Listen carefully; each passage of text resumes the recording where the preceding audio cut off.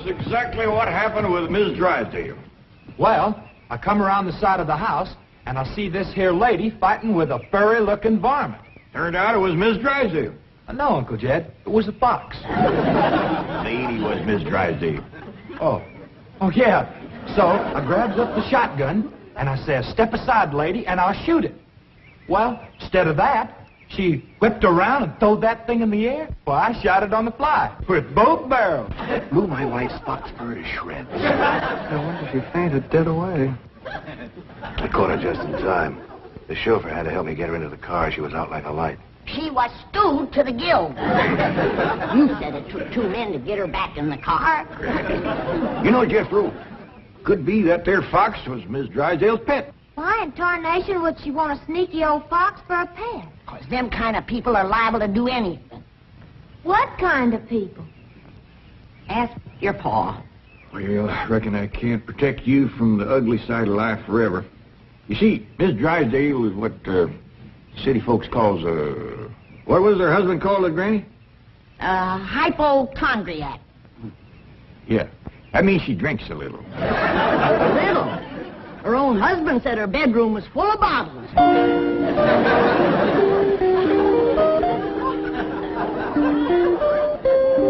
The doctor says she'll sleep for several hours. He gave her a sedative. What about Claude? Oh, she insisted that he have a sedative, too. Poor dog, he's probably the first canine hypochondriac. Well, let's be thankful for one thing, Mr. Drysdale. What's that? The tree outside the window. It completely obscures her view of the Clampett estate. Yes. And if that tree should ever lose its leaves and she gets one look at those hillbillies... It shall not happen. The Clampetts have agreed to accompany me to Palm Springs. Fine, fine. Now, you keep them there until I get Margaret back to Boston. Can do and will do. Maybe it's for the best that you know about that poor woman next door, Ellie. Now you can pitch in and help us get her cured. Yep. I'll need you to help find the makings from a sobering up mash. That's what I'll give her first. But Miss Jane said she was taking us to Palm Springs. Folks don't run off and leave the neighbors when he's in trouble. What are you going to need for your sobering up mash, Granny? Well, most of the stuff I got. But it takes a coon root, wretchweed, sourdough, skunk oil, chimney soot, spider webs, horsebeard, snake bort, pepper leaves, chicken gizzards, stump water, coal oil, slippery elm ooze, and turpentine, and a few more things that's secret. Oh, and the biggest toad you can find. Granny, you use a live toad? That's just for testing. I give it a swaller to see how far it jumps. Last time Granny used a sobering up mash, set a new record. Clean over the top of Alverny Bradshaw's clothesline. That's tall jumping for a toad. Oh, this wasn't no toad. This was Alverny's husband, Homer. It was him Granny was sobering up. Well, Ellie, if you're going out in the brush hunting stuff for Granny, you'd best put on some old clothes. Okay, Pop. Well, let's get it going.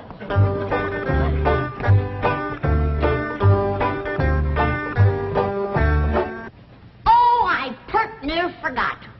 I have to have some goat's milk. After Mrs. Drysdale takes my sobering up mash, she has to have fresh goat's milk every half hour to stop the burning. Well, I reckon Jethro can borrow some. Well-to-do neighborhood like this, folks is bound to keep goats. Everybody except us. We ain't even got a cow. Nor pigs neither. Nor chickens. We ain't even got nothing to pull a plow. You're supposed to be so dad blame rich. I'll bet we're the only family in Beverly Hills that ain't got a mule. I reckon it is high time I was stocking this place. Even Mr. Drysdale's been after me to buy some cattle. Well, good for him. Yeah, just the other day he says to me, Mr. Clampett, you got $25 million in cash. You ought to put some of that money into stock.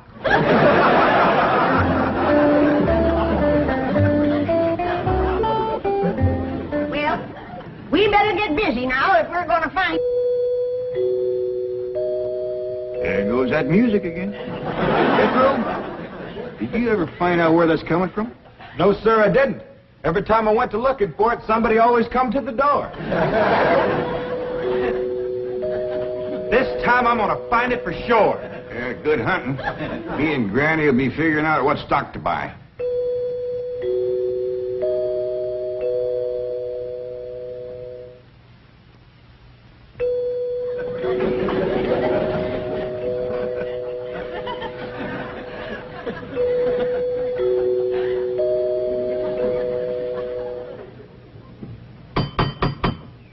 Doggone it, never failed. Howdy, Miss Hathaway. Oh, please stop calling me Miss Hathaway. Now, if I can call you by your first name, Jethro, surely you can do the same for me. But, Please? well, howdy, Miss Jethro. How about calling me Jane? I like that better. Well, are we all set to leave for Palm Springs? No, ma'am. Uncle Jed and me's going to town and buy some stock. Stock? Yes, ma'am. Mr. Drysdale, he told Uncle Jed he had ought to put some of his money into stock. He dictated a memo on that. But you needn't waste time driving into town. You can order your stock by telephone. Now, here are Mr. Drysdale's recommendations. He doesn't want your Uncle Jed to get a bum steer. Oh, Uncle Jed, he wouldn't buy no bum steer. Bears be cautious in the bull market. You got to be careful with cows, too. Jethro, you have the most delightfully bucolic sense of humor. Now then, would you like to ride to Palm Springs with me, or would you prefer to drive and meet me there? Jethro, Oh, yes, ma'am. would you like to drive your own car? Oh, yes, ma'am. I like to drive. Very well. I have typed out explicit directions. I've even drawn a map showing the exact location of the hotel. They have a lovely pool, and... Jethro, Oh, yes, ma'am. I'm taking a bikini to Palm Springs. Is that faster than a train? Jethro, you dear naive boy. You shall see when we go swimming.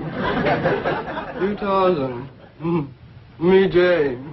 No, ma'am. I'm Jethro Bodine. I almost hate to see you change. I ain't gonna change. Oh, yes, you will. Under my tutelage, you will become an educated man of letters. Someday I shall introduce you as Jethro Bodine. B.A., M.A., Ph.D.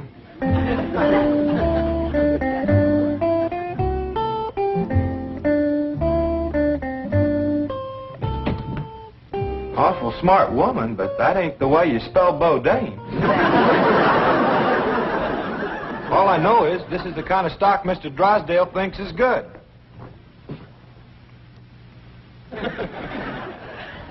What does that say?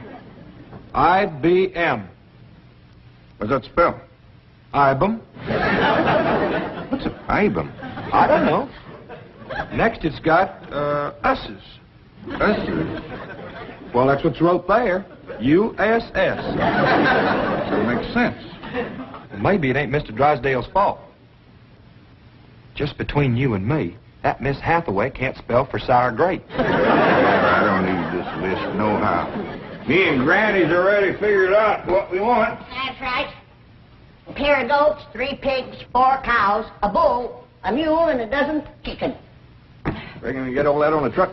Don't have to. Miss Hathaway says just call on the telephone and they'd bring 'em out. Oh, now, ain't that nice? Hello? Jed, I watched that banker feller. You have to stick your finger in them holes and spin her a while. All right.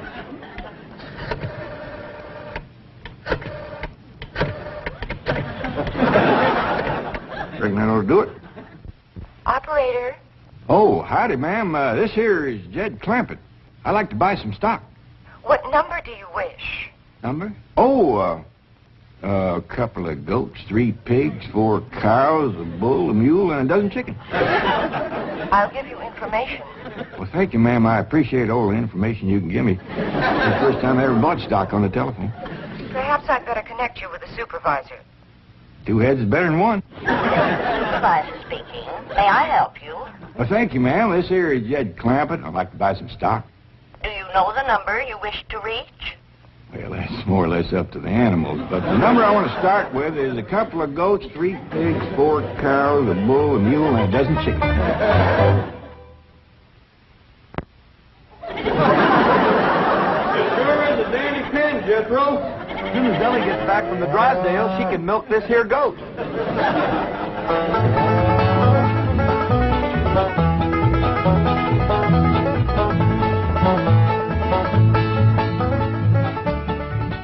Drysdale sure has got a nice house, ain't he, Granny? Yep. Nice house, nice car, nice job. But the evil of drink has sure laid a heavy hand on his heart. Never forget, Ellie, drinking is a curse. You take a drink now and then, Granny. Never more than a thimbleful.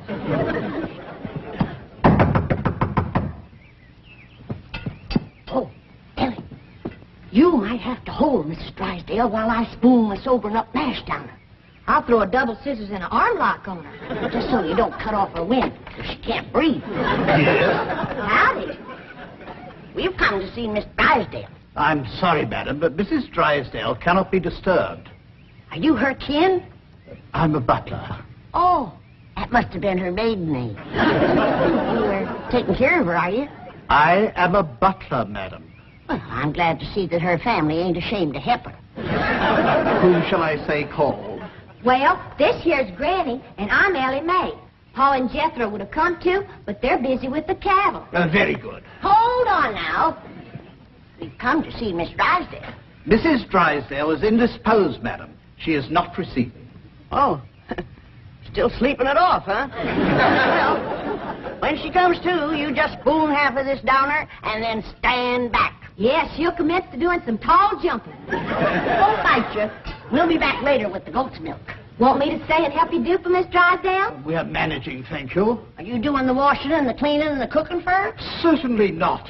Oh, just letting it pile up on her, huh? Madam, I am a butler. Oh. Want me to haul him out of there, Randy, and wrestle him down?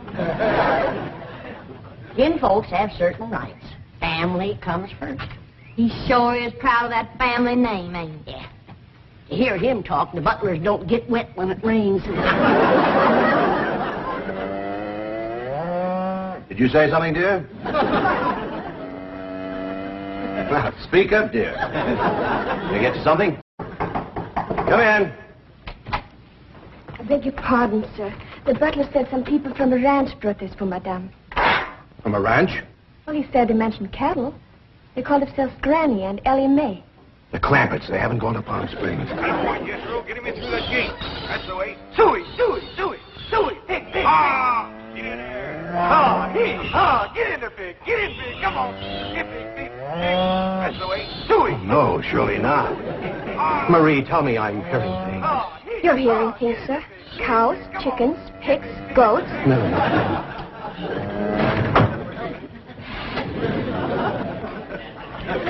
Anything I can do, sir? Pray, Marie. Pray.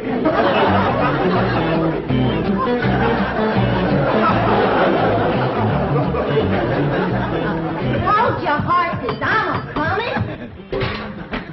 Oh, howdy, Mr. Drysdale. Did your wife say that? Where's your father? He's tending the cattle. He brought cattle into this beautiful estate? No, he called on the telephone, and some men brought him in a truck. Yes, sir. I'm just fixing to go milk the goats. Come on out to stock pen. Stock pen.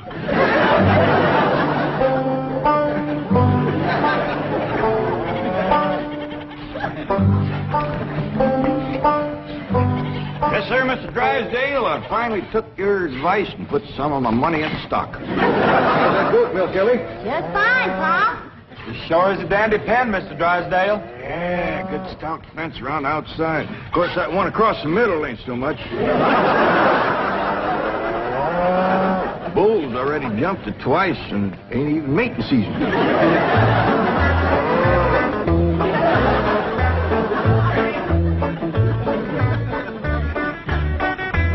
Got ourselves some mighty fine-looking stock.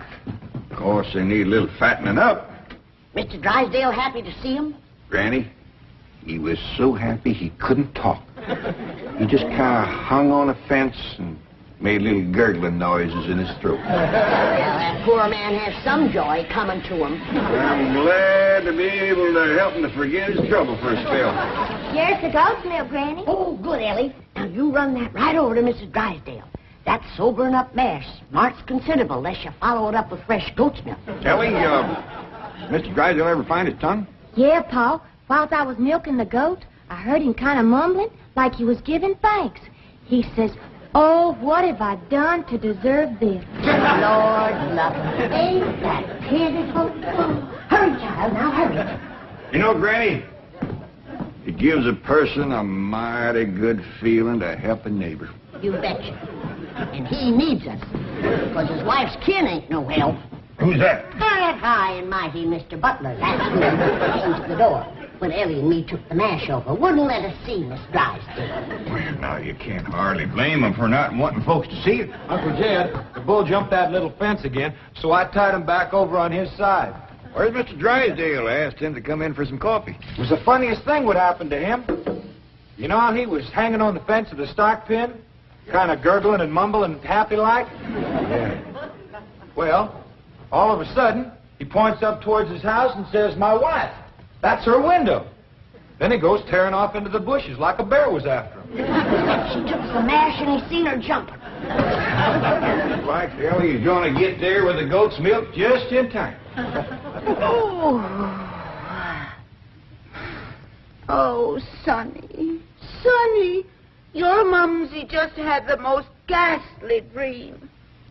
I was going to see our new neighbors, the Clampetts, and suddenly this dreadful giant appeared with a huge gun and shot my beautiful fox fur. Isn't that the most dreadful... Claude, what are you eating?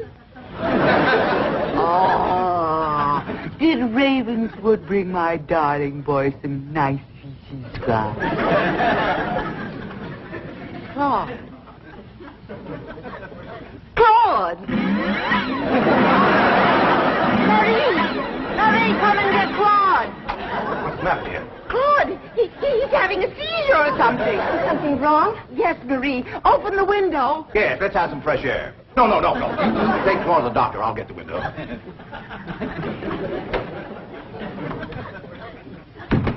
Well, darling, how do you feel? Dreadful. My nerves are shattered. Open the window, dear. Well, it might not be good for you, Margaret. Oh, don't be silly, Milburn. I need oxygen. Besides, I adore the fragrance of that jasmine that grows on the fence of that tennis court next door. Now, open the window. All right, dear, but first I have a surprise. Surprise? Don't move. I'll be right back. Granny, that there butler fellow wouldn't let me through that door again. And he wouldn't take this milk, neither. Why not? He said he wouldn't touch nothing more from us without it was sterilized. What's sterilized? Oh, we had that in school once. That means soaked in alcohol. Alcohol? Appears to me like Mr. Drysdale's got two drinkers on his hands. Mr. Drysdale must be in terrible shape. Fighting me. Scratching and clawing people and everything. How do you know? I heard her yelling and screaming clean from upstairs. She says, "Marie, come and get Claude." Sure enough, pretty soon, this poor girl come a-running down yelling, "Take me to the doctor. I got Claude." Family or no family, that woman needs help, and by thunder, she's going to get it.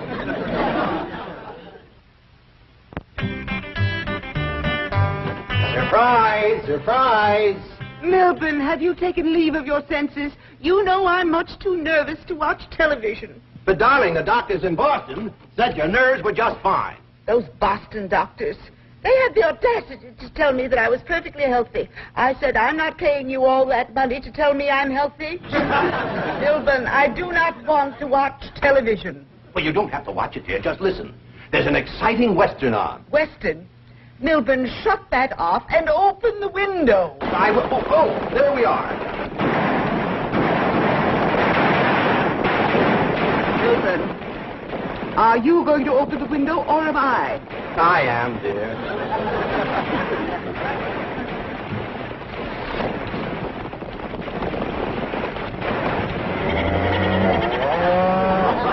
There, you see, the cattlemen and the sheepmen are fighting it out. Well, if you won't turn it off, I will. Oh, dear, I do admit that's a very old plot, but I'm sure we can get something better.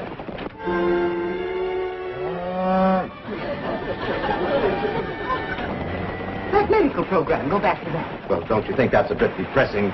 I want the medical program. All right.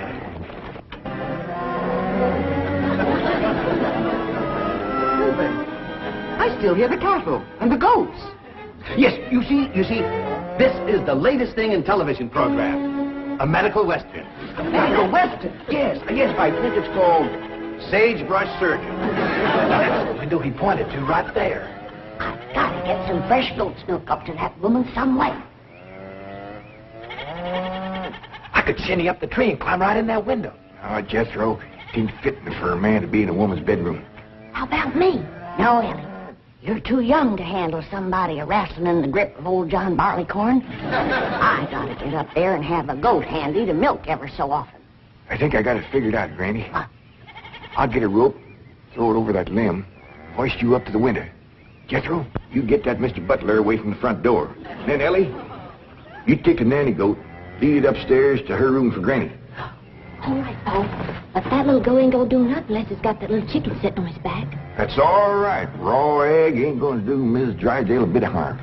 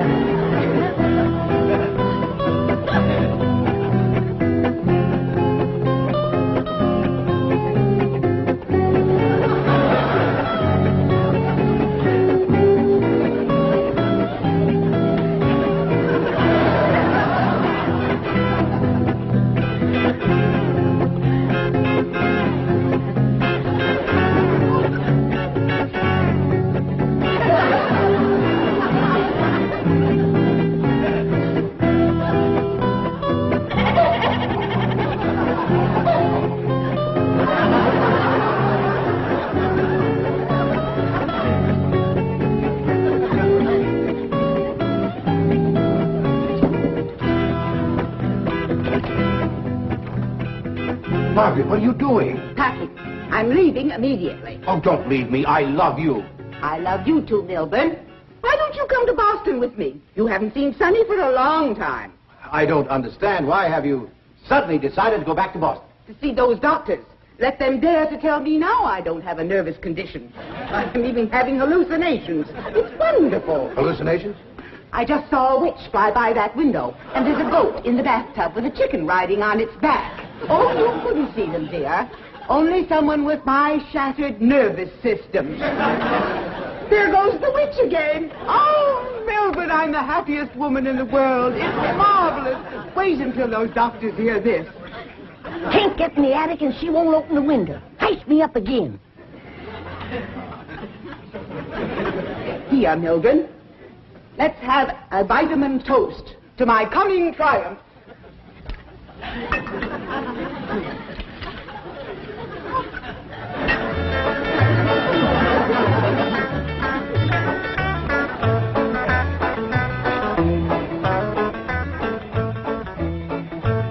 It's too late, Jed. What do you mean, Granny? We didn't get to her in time. Now she's got her husband on the stuff.